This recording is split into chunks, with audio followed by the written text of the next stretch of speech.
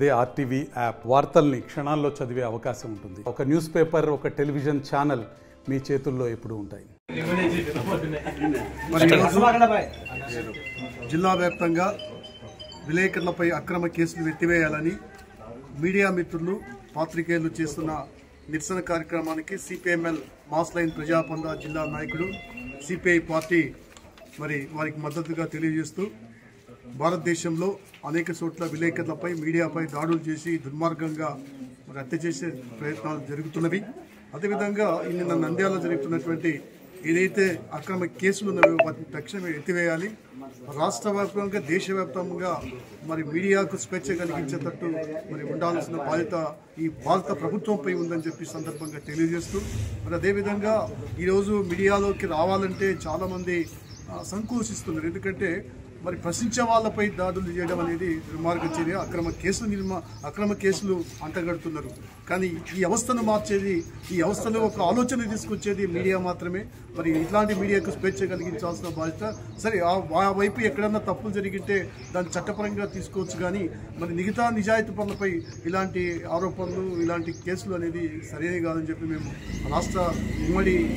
రాష్ట్ర ప్రభుత్వాన్ని అభినందిస్తున్నాం.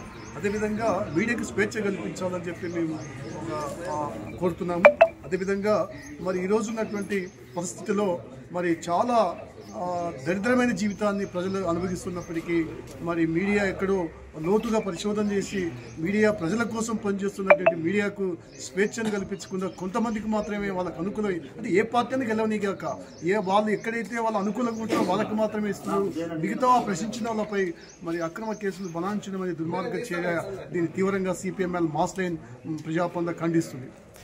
ఈరోజు మన జిల్లాలో జరుగుతున్నటువంటి విలేకరుల పైన దాడులను మరియు వాళ్ళపైన పెడుతున్నటువంటి కేసులను ఎత్తివేయాలని చెప్పేసి ఈ కర్నూలు జిల్లా మరియు నంద్యాల జిల్లాగా అవేతంగా ఈరోజు ధర్నా చేస్తున్నారు విలేకరులు.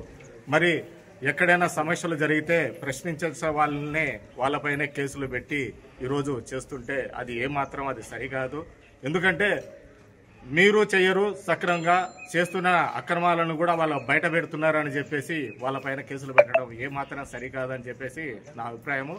ఎందుకంటే నిజంగా వాళ్ళు అక్రమాలే చేసి ఉంటే వాళ్ళపైన ఎక్కడన్నా దౌర్జన్యమే చేసి ఉంటే వాళ్ళపైన ఖచ్చితమైన చర్య తీసుకుంటానికి ఎక్కడ కూడా ఏ విలేకరులు కూడా దుర్మార్గానికి పాల్పడరు. వాళ్ళు చేసిన వాళ్ళపైన కేసులు ఎత్తేయండి అని చెప్పి మా చేయరు. నిజాయితీగా పనిచేస్తున్న వంటి వాళ్ళపైన మీరు చేయటం ఏమాత్రం కరెక్ట్ కాదని చెప్పేసి సిపిఐ పార్టీగా ఈరోజు విలేకరులకి మద్దతు తెలుపుతూ వివరించుకుంటున్నాను. మరిన్ని వీడియోస్ కోసం ఛానల్ ని సబ్స్క్రైబ్ చేయండి. లేటెస్ట్ అప్డేట్స్ కోసం వాట్సాప్ ఛానల్ ని ఫాలో చేయండి. అండ్ లింక్ డిస్క్రిప్షన్ లో ఉంది.